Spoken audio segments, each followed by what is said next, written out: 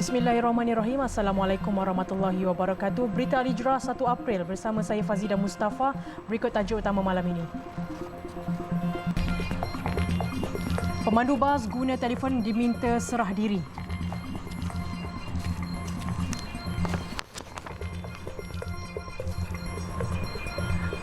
Juga pasangan suami isteri maut, anak cedera, kenderaan hilang kawalan.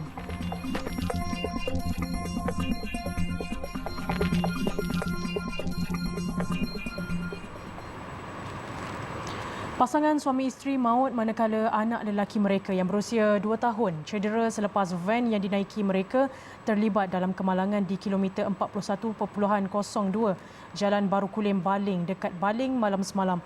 Van dinaiki 3 beranak itu dipercayai hilang kawalan dan berpusing sebelum dilanggar kenderaan jenis pacuan 4 roda yang tidak sempat mengelak.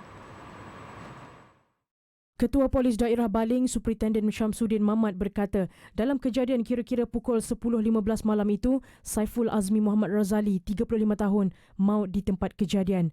Manakala isterinya, Sailul Hayati Mat Isa, 36 tahun, meninggal dunia ketika menerima rawatan di unit kecemasan Hospital Kulim.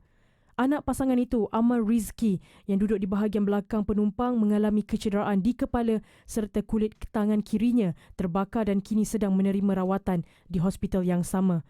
Siasatan polis mendapati van jenis Nissan yang dinaiki 3 beranak itu dalam perjalanan dari arah Baling menghala ke Kulim sebelum dipercayai hilang kawalan dan melanggar tembok jambatan di bahagian kiri jalan. Pelanggaran itu menyebabkan van berpusing dan sebuah pacuan 4 roda jenis Isuzu dipandu seorang guru lelaki yang berada di belakang van tersebut tidak sempat mengelak lalu melanggar bahagian depan van berkenaan. Kemalangan menyebabkan pasangan suami isteri berkenaan meninggal dunia akibat kecederaan parah. Pemandu pacuan 4 roda turut cedera dan telah dibawa ke Hospital Kulim untuk rawatan. Syamsuddin Mamat berkata kes disiasat di bawah Seksyen 41-1 Akta Pengangkutan Jalan 1987. Polis meminta pemandu bas yang dirakam menggunakan telefon bimbit ketika memandu untuk menyerah diri. Pengarah Jabatan Siasatan dan Penguatkuasaan Trafik JSPT Bukit Aman, Datuk Seri Mat Kasim Karim berkata, tindakan tidak bertanggungjawab itu boleh mendatangkan risiko kemalangan bukan hanya kepada penumpang bas tersebut tetapi kepada pengguna jalan raya lain. Tindakan pemandu bas menggunakan telefon bimbit ketika memandu itu tular di media sosial. Video terbabit dipercayai dirakam seorang penumpang bas berkenaan berdasarkan maklumat awal ketika kejadian bas tersebut dalam perjalanan dari Pulau Pinang ke Ipoh. Datuk Seri Mat Kasim berkata, JSPT menggesa pemandu bas terbabit segera menyerah diri ke Balai Polis Trafik Daerah berhampiran atau mana-mana balai polis bagi membantu siasatan. Orang awam yang mempunyai maklumat kejadian ini boleh turut menyalurkan kepada JSPT.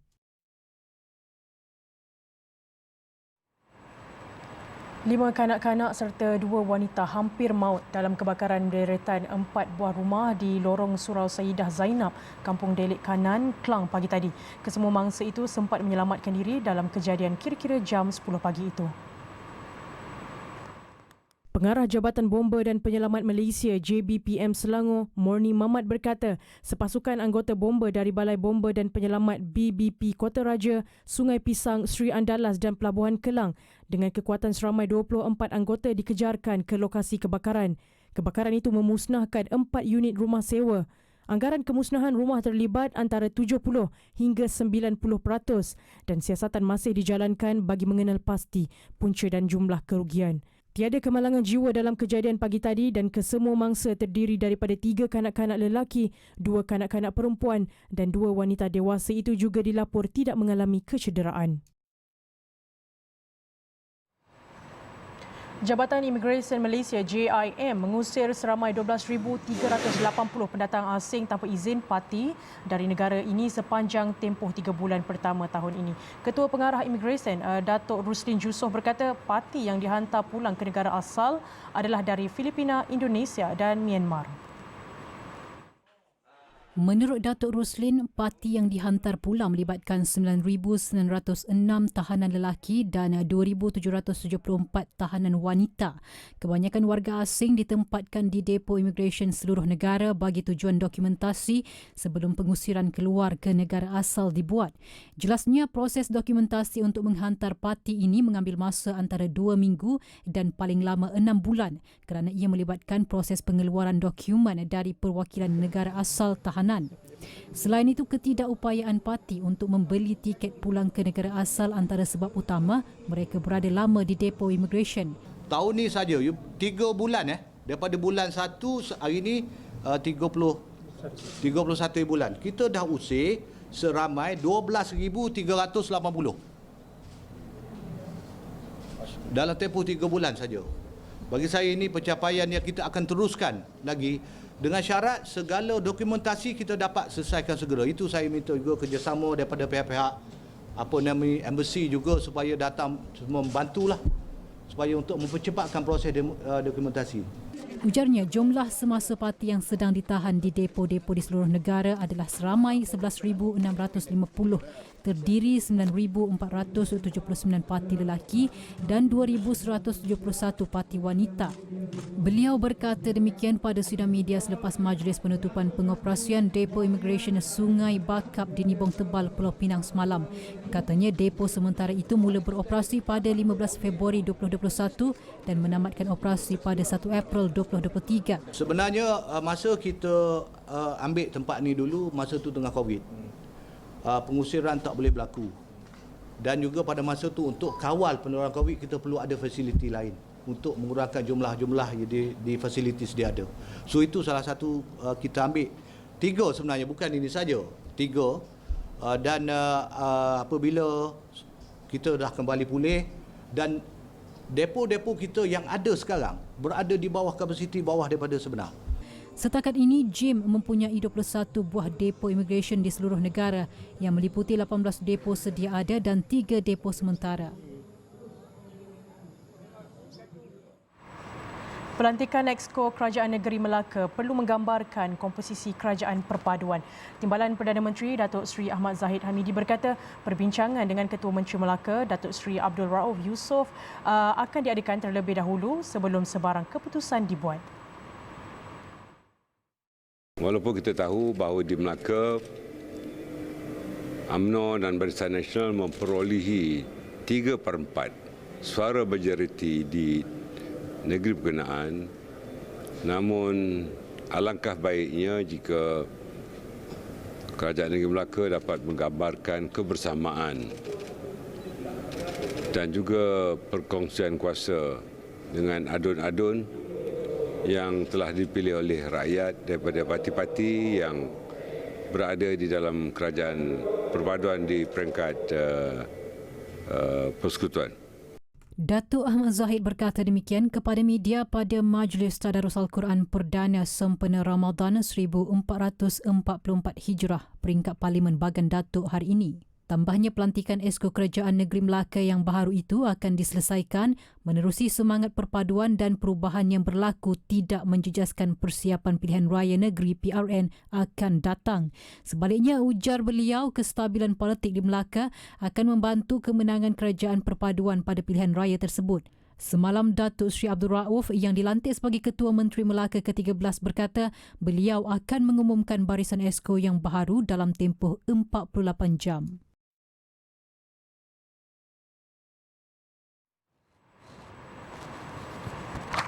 Sementara itu, dalam majlis sama, Datuk Seri Ahmad Zahid berkata Kementerian Kemajuan Desa dan Wilayah KKDW akan membangunkan lebih banyak depoh pengeluaran getah cair atau latex bagi mengurangkan import komoditi itu. Langkah itu perlu ekoran 3 bilion ringgit dibelanjakan untuk mengimport latex daripada luar negara setiap tahun bagi kegunaan industri tempatan. Jika latex dikeluarkan lebih banyak dan tentunya apabila permintaan lebih banyak, harga akan meningkat dan inilah dari segi jangka panjangnya usaha-usaha yang akan dilakukan oleh RISDA khususnya untuk mempertingkatkan satu harga nanti harga lantai ini lebih tinggi daripada apa yang telah ada di pasaran Malaysia.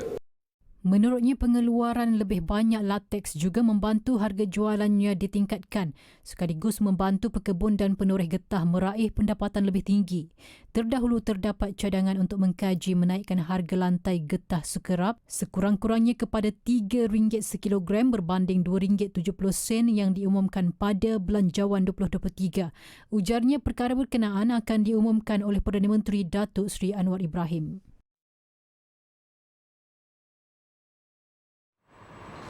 Kementerian Pendidikan KPM ketika ini kekurangan 4.49% atau 19,431 guru. Timbalan Menteri Pendidikan Lim Hui Ying berkata kekurangan itu berikutan persaraan wajib, persaraan pilihan, kenaikan pangkat, cuti belajar, cuti tanpa gaji, meletak jawatan dan meninggal dunia. Oleh itu, Lim berkata pengambilan khas guru-guru baharu akan dibuat dalam masa terdekat bagi mengatasi masalah kekurangan guru di seluruh negara ketika ini.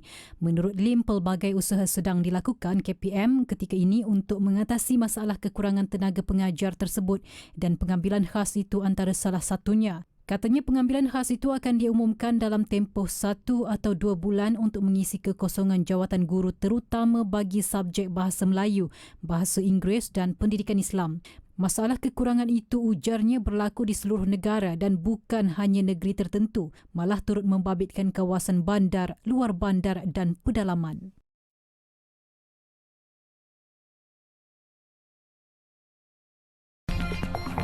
Baik, selepas ini warga emas kerah kudrat jaga suami terlantar sakit. Dalam Negeri dan Kos Sara Hidup, KPDN akan mengekalkan harga shilling bagi ayam dan telur sehingga selepas Syawal. Menterinya Datuk Seri Salahuddin Ayub berkata keputusan itu dibuat berikutan penggunaan bahan asas itu dalam kuantiti yang banyak pada bulan Ramadan dan Syawal nanti. Setakat untuk kita menghadapi Hari Raya Puasa ini, kerajaan tidak bercadang dulu untuk mengangkat harga shilling itu. Ini kita telah putuskan dalam Kabinet supaya semasa musim Ramadan dan Hari Raya dan juga selepas Hari Raya. Kerana Hari Raya Puasa ini dia istimewa.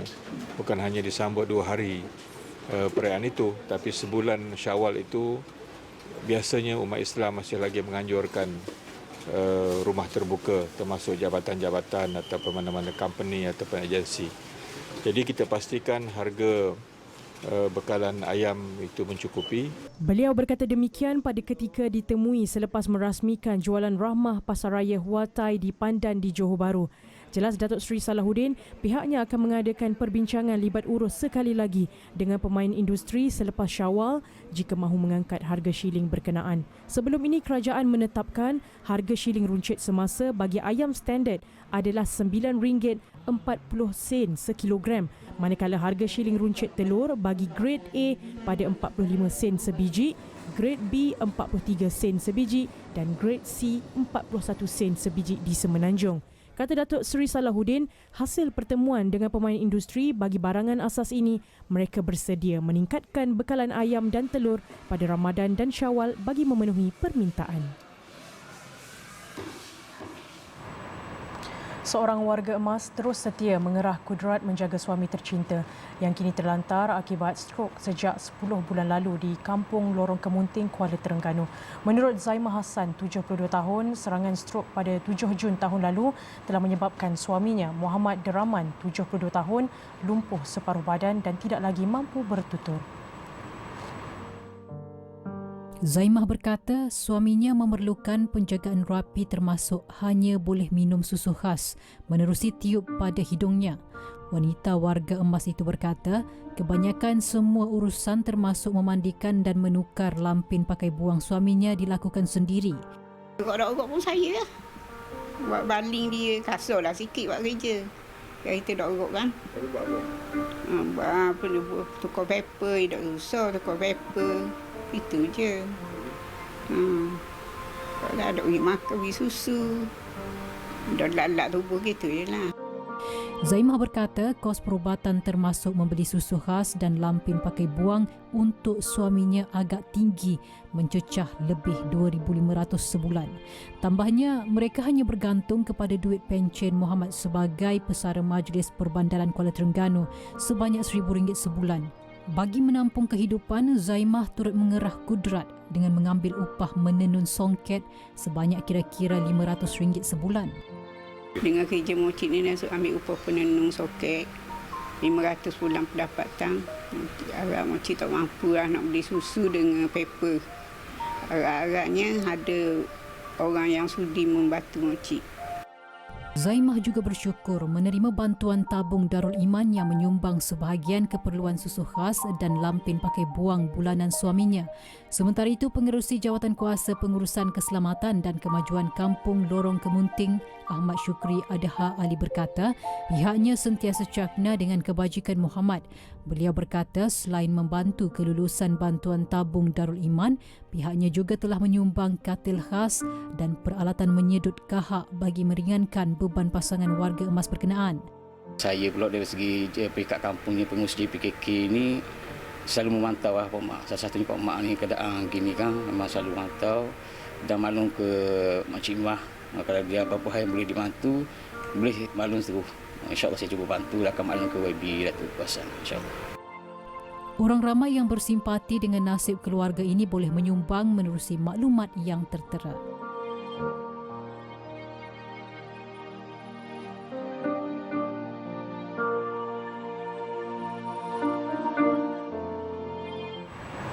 Yayasan Maghfirah menyumbang lebih RM500,000 kepada Persatuan Orang-Orang Cacat Penglihatan Islam Malaysia (PERTIS) sepanjang 3 tahun menjalinkan kerjasama dengan pertubuhan itu. Ketua Pegawai Eksekutif Yayasan Maghfirah, Muhammad Syuib Noruddin berkata, sumbangan itu termasuk proses percetakan Al-Quran Braille bagi kegunaan golongan orang kurang upaya OKU penglihatan di seluruh negara.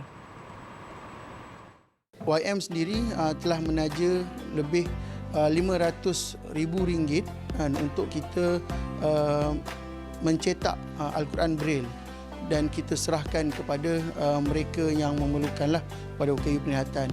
Dan disambung dan daripada kerjasama itu kita kembangkan dengan kerjasama kelas Sahabat Al-Quran Braille yang mana alhamdulillah setakat hari ini kelas ini pelajarnya telah mencecah lebih 300 orang.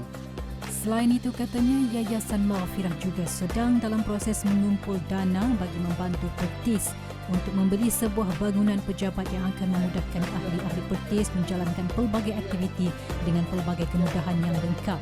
Beliau berkata demikian pada majlis iftar bersama golongan OKU cacat penglihatan di Ibu Negara semalam. Dalam majlis ini seramai kira-kira 80 orang kurang upaya penglihatan menerima juadah berbuka puasa dan sumbangan duit raya dari Yayasan Maghfirah. Sementara itu, Naib Yang di-Pertua PERTIS Jasmidin Budin mengucapkan penghargaan kepada Yayasan Maghfirah banyak membantu PERTIS. Saya selaku wakil PERTIS mengucapkan ribuan terima kasih kepada pihak Yayasan Maghfirah kerana sudi memberikan kami menaja program pada petang ini. Orang ramai yang ingin menyokong kerja-kerja amal Yayasan Maghfirah boleh salurkan sumbangan ke maklumat yang tertera.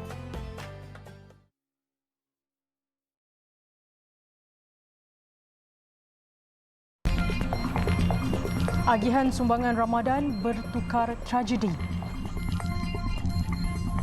Komitmen pelaburan bernilai RM170 bilion daripada pelabur China.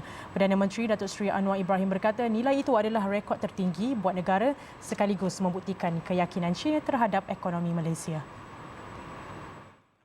Datuk Seri Anwar berkata demikian ketika menghadiri Forum Perniagaan Malaysia-China 2023 di Beijing. Pada forum itu juga, beliau turut diberi perhormatan untuk menyampaikan ucap tama. Terdahulu, Datuk Seri Anwar memulakan hari terakhir lawatan rasminya ke China dengan menghadiri sesi mesyuarat meja bulat bersama pelabur China berprofil tinggi. Mesyuarat yang berlangsung selama kira-kira sejam itu dihadiri kira-kira 50 pelabur dan pemimpin industri dari pelbagai sektor termasuk teknologi peringkat tinggi, ekonomi digital dan pertanian. Beliau dalam masa sama turut menyaksikan majlis menandatangani sekurang-kurangnya 20 memorandum persefahaman antara perniagaan Malaysia dan China. Malam semalam, Datuk Seri Anwar turut menyempurnakan Majlis Iftar Perdana Menteri bersama delegasi perniagaan dan pemimpin Muslim Cina. Majlis itu dihadiri kira-kira 300 ahli perniagaan dari kedua-dua negara. Datuk Seri Anwar tiba di China pada Rabu lalu untuk lawatan rasmi 4 hari dengan disertai Menteri Luar Datuk Seri Dr. Zamri Abdul Kadir, Menteri Pengangkutan Anthony Loke, Menteri Pembangunan Kerajaan Tempatan Ngah Koming, Menteri Perdagangan Antarabangsa dan Industri Tengku Datuk Seri Zafrul Tengku Abdul Aziz.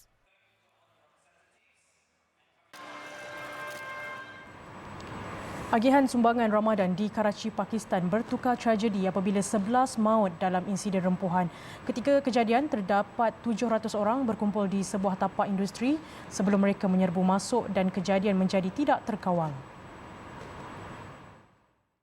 Menurut Pegawai Tertinggi Polis Fida Januari, insiden itu berlaku apabila seorang wanita bersama anaknya meluru masuk ke dalam kilang terbabit selepas pagar utama dibuka.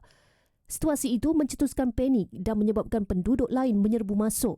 Mangsa maut termasuk 6 wanita dan 3 kanak-kanak. Sementara itu, 3 pekerja kilang ditahan kerana gagal memaklumkan penganjuran acara terbabit kepada polis agar kawalan dapat dibuat. Pakistan dilanda kegawatan ekonomi sejak beberapa bulan lalu selain kejatuhan rupi menyebabkan harga makanan ruji meningkat hampir 50%. Islamabad ketika ini berdepan krisis imbangan pembayaran yang memaksanya mengadakan rundingan jaminan dengan tabung kewangan antarabangsa IMF. Ia diburukkan lagi dengan krisis tenaga global akibat perang di Ukraine selain banjir monsun yang menenggelamkan 1/3 negara itu tahun lalu. Gunung berapi Nevado de Ruiz, Colombia yang pernah mengorbankan 25,000 nyawa dalam letusan 38 tahun lalu kembali aktif. Perkhidmatan Geologi mengesan peningkatan aktiviti seismik sekaligus memberi amaran terhadap kemungkinan letusan akan berlaku dalam beberapa hari atau minggu. Presiden Gustavo Petro berkata pihaknya menerima amaran oren berikutan terdapat perubahan dalam seismologi di gunung berapi itu. Menurut Unit Pengurusan Risiko Bencana Colombia, tahap oren itu bermakna terdapat kemungkinan letusan lebih besar berbanding kejadian dalam beberapa dekad lalu. Gunung setinggi 5,300 meter di barat Colombia adalah antara gunung berapi di lingkaran api dan letusan 1985 dianggap sebagai bencana alam paling teruk dalam sejarah Colombia dan salah satu letusan gunung berapi paling maut pada abad ke-20. Pada 13 November 1985, ia mengeluarkan banyak haba hingga mencairkan salji yang menutupi gunung itu. Ia mencetuskan dinding lumpur dan menelan bandar Armero sehingga menyebabkan separuh daripada 50,000 penduduknya maut.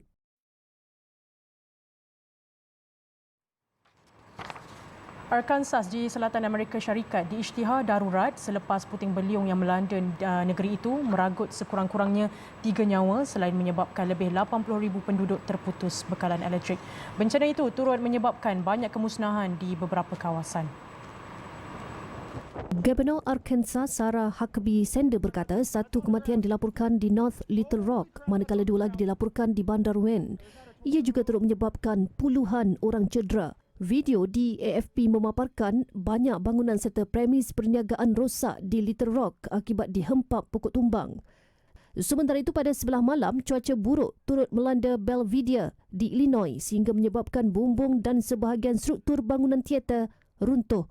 Insiden itu turut meragut 1 nyawa dan mencederakan 28 orang. Perkhidmatan Cuaca Kebangsaan dalam pada itu mengeluarkan amaran puting beliung untuk sebahagian negeri berdekatan termasuklah Tennessee, Illinois dan Iowa. Puting beliung adalah perkara biasa di Amerika Syarikat, terutamanya di tengah dan selatan negara.